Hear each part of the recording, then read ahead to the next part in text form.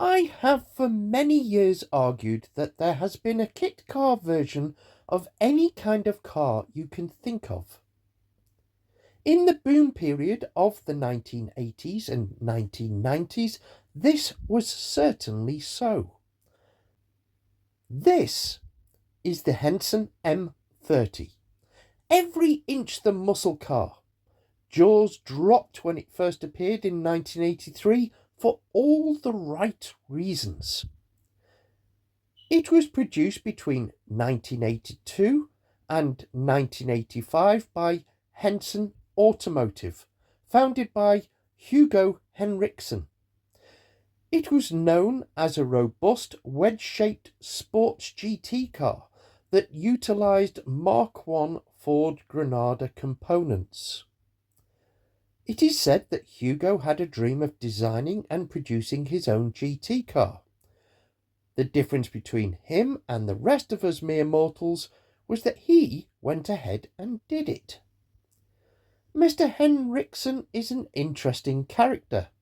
It has been said that he was a nightclub owner, but I believe this came later. I am open to be corrected if Mr. Henriksen would like to get in touch. Suffice to say that he was, and may still be, something of an entrepreneur. He created drawings for the car and had a very clear vision of what he wanted to produce. Safety was high on the agenda, so under the skin is a very robust multi-tubular steel chassis. Equally robust Mark I Ford Granada components would be used, including the 3-litre V6, cheaply available at the time, and a step up in beef over the Ford Cortina running gear favoured by other manufacturers. The styling was also his own work and is often described as wedge-shaped due to the large flat surface areas. I would argue that that's a rather lazy description. The bluff front end is anything but wedgy, and there are plenty of curves incorporated to bring it all together as a cohesive whole. It has a brutal beauty to it, like a classic Mustang or one of the more extreme TVR wedges. Production was very limited, with reports indicating only 16 to 17, definitely fewer than 20 cars or kits were produced. I think even those numbers may be optimistic, although I've seen a couple at shows over the years. One such occasion was with Penn Roberts, when I was producing kits and cruising for the Men and Motors TV channel. We both spotted the car at the same time at a show and knew we had to do a little piece on the car. Sadly, the owner was nowhere to be seen, so I set up the camera, mic'd Penn up, and he did a potted hen history from memory. I put a link to that clip in the description below, so please check it out. It was said to be a 2+2, but to be fair, it would be better described as a very generous 2-seater, with plenty of boot space if restricted in access. The boot lid being the thin, flat panel between the imposing buttresses.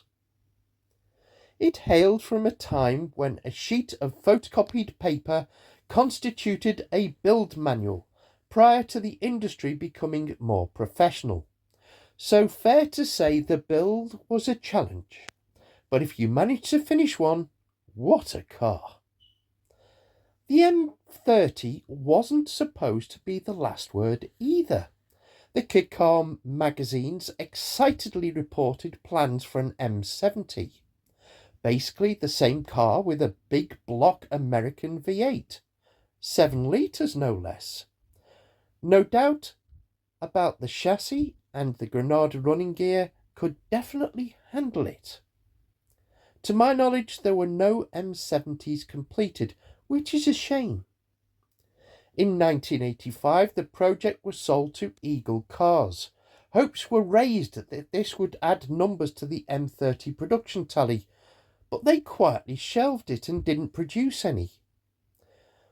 Hugo Henriksen bought the project back and I believe had plans to put it back into production in early 1990s for the American market.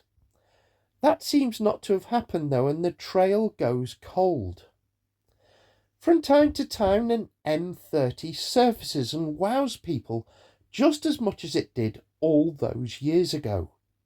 There is a Facebook page dedicated to them, and it is definitely a car that had a bigger impact than production numbers hint at.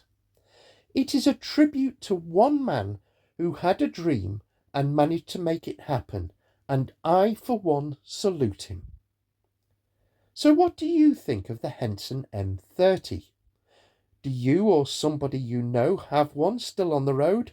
If you do, please get in touch. We would love to do a feature on it.